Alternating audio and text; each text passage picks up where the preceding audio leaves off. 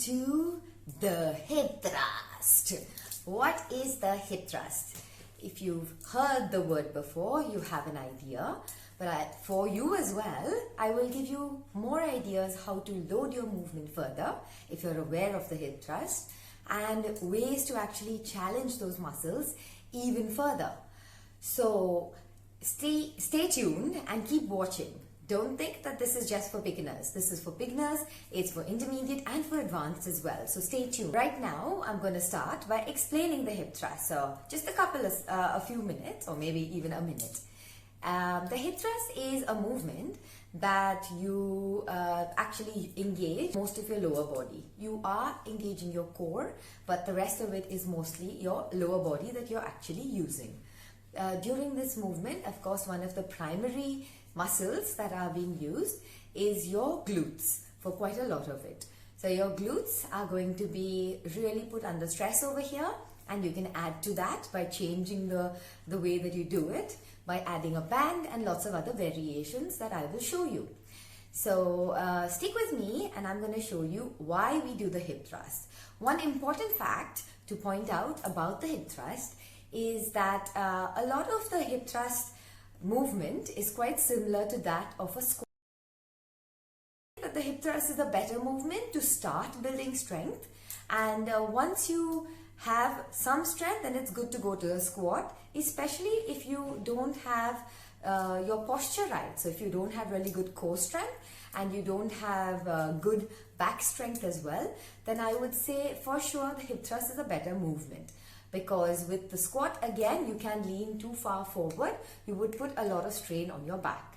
So start with the hip thrust and then move on to the squat. Or if you do the squat already and you do the hip thrust as well, I have lots of awesome ideas to add to the intensity of the hip thrust. So stick with me to find out exactly how this movement is done. What are the most important cues you should pay attention to while doing it so you get the most out of it? That's what's important, right? At the end of the day, we're doing it, but we need to do it right. Otherwise, what's the point? You're doing the movement, but you're just getting half of the results that you need, or sometimes not even half. But if you do it right, you'll get 100% of the results that you're looking for. And then you're motivated to keep going and encouraged as well. So stick with me and watch for cues and exactly how this movement is done to maximize the entire movement. Let's get started with our equipment and options that we have, right? I'm going to show you options that are mostly things you have at home, but of course if you have dumbbells and barbells, you can always use that. The reason I'm showing you home equipment is because we're still in the COVID-19 situation, and if you're planning on starting now or you don't have access to the gym, at least it's something to get you started. Of course, if you've got equipment, I'll also tell you where you can use your equipment. So let's start with a bench. Now we need either a stool or a chair or a kind of a bench of sorts. You can also use the side of your sofa or the side of your bed.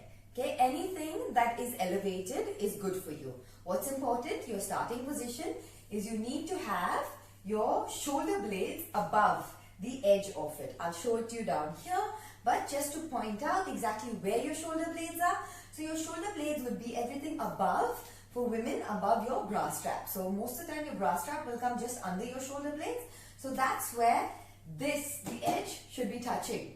So this edge should be touching at the bottom of your bra strap or your bra if you're wearing a sports bra. So keep that in mind. That is your first important thing. Wherever it is that you're going to be resting your back, it doesn't matter if it's a bed, it's a stool, it's a chair, or a sofa as well, keep the shoulder blades above the edge of it, right? That's your first thing. The second thing is that you need to get good range. Now I'm going to show you how to find the range and exactly how to gauge whether it works or not. So I'm going to show you first without any equipment, just your elevated, mine is a stool, but your chair, sofa, anything is fine. And if you're an absolute beginner and you have some back issues, then you do it flat on the ground. So I'll show you flat on the ground as your level 1.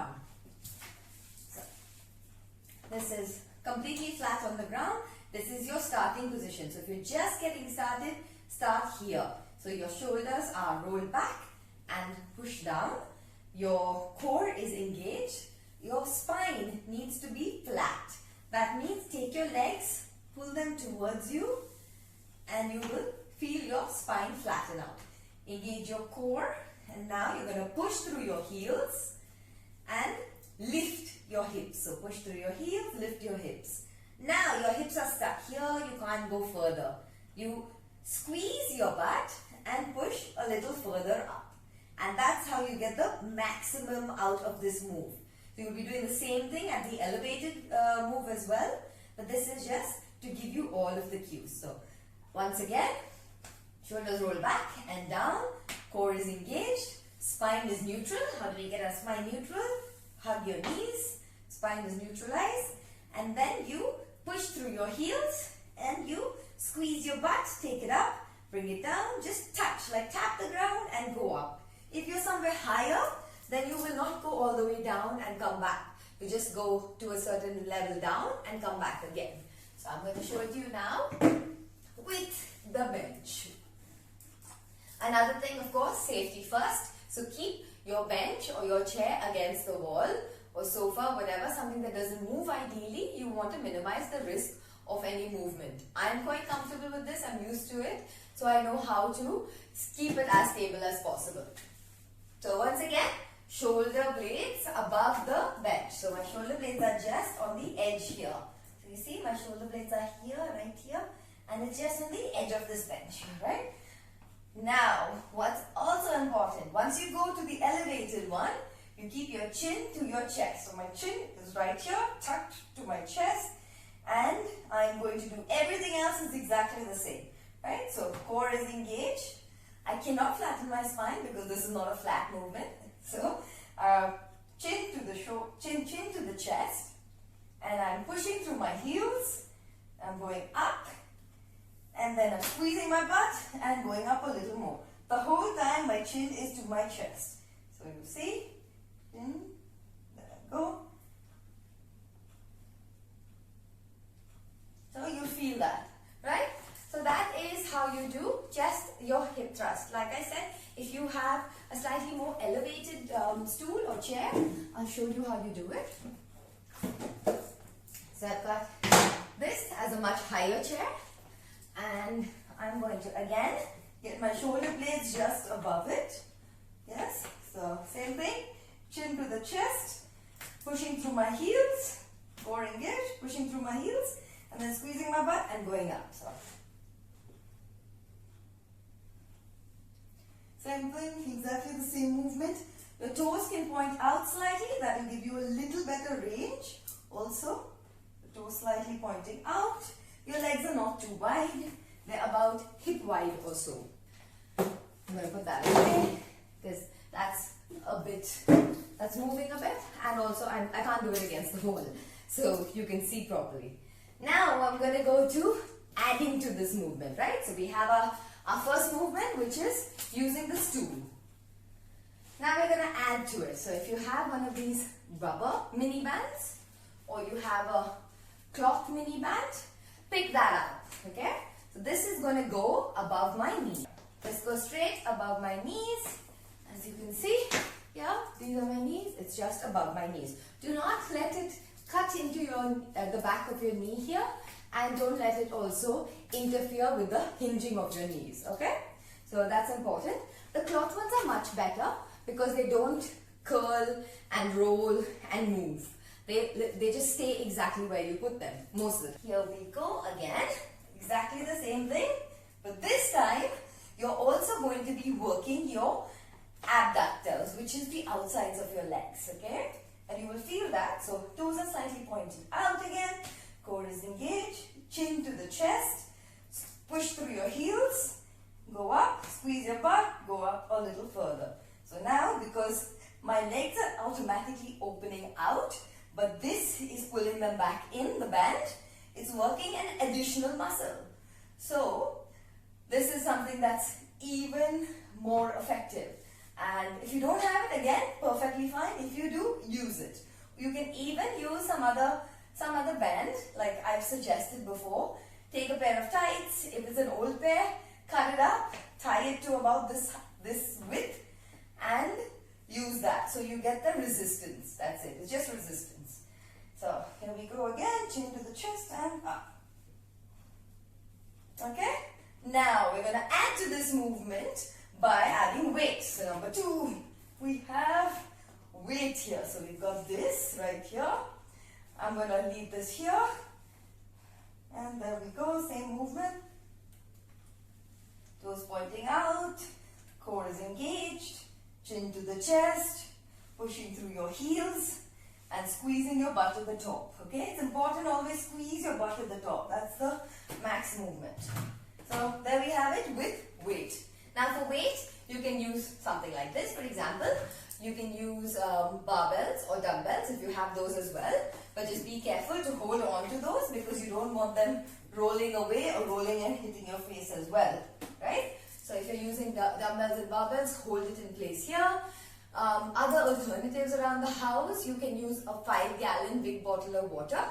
You can also use a trolley bag. If you have a trolley bag, it's like a nice compact rectangle. You can add stuff into it, increase the weight and put that over here. Again, it's controlled, it's not too big, not too small. And you can put a lot of weight into that. What else do we have around? I also have one other option, which is with this band. So if you have one of these long bands, you can also add to it with this. So I'm gonna actually I'll keep the mini band on, yeah, and then I'm gonna show you how to put this on. You have to wrap this around here, and then you loop the ends around your foot.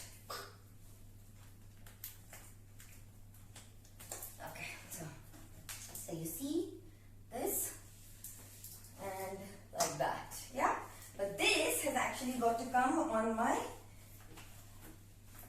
hips because this is going to replace the weight. So instead of having a barbell or having any weight, I'm going to use this band as my resistance. So my toes are still pointing out, my core is still engaged, pushing through my heels again and squeeze. So you see, this is causing the resistance. This band is pulling my hips down and I'm trying to push it up. So this is causing the resistance here. Chin to the chest. Everything is exactly the same. The only thing is that this is a different option to create resistance if you have it. You have a long band. I know some people do. You can use that. But like I said, the options are all out there. They're all at home. They're in the gym as well. So it's just up to you to decide how you want to do it. Start small and slowly increase it. So you see the change. And this is one of your really important core movements for building good glutes. So if you are trying to build nice strong ones, strong buns or peaches, then this is a good movement. Get started with this and stay tuned. I'll be posting new videos about workouts that are targeted to only this area. Of course, with targeting only this area, you also have to continuously build your core. You have to build your quads and your hamstrings as well, and your calves. Don't forget your calves, because if you're working your legs, you have to build all of these. Otherwise, you're going to have these really skinny legs which will not support nice, strong glutes.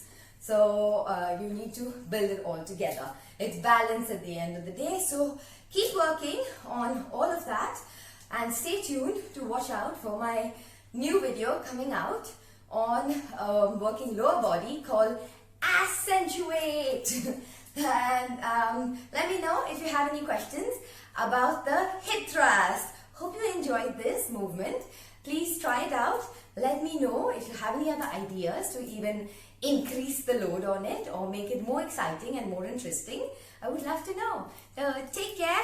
Thanks for watching. Please subscribe, follow and share.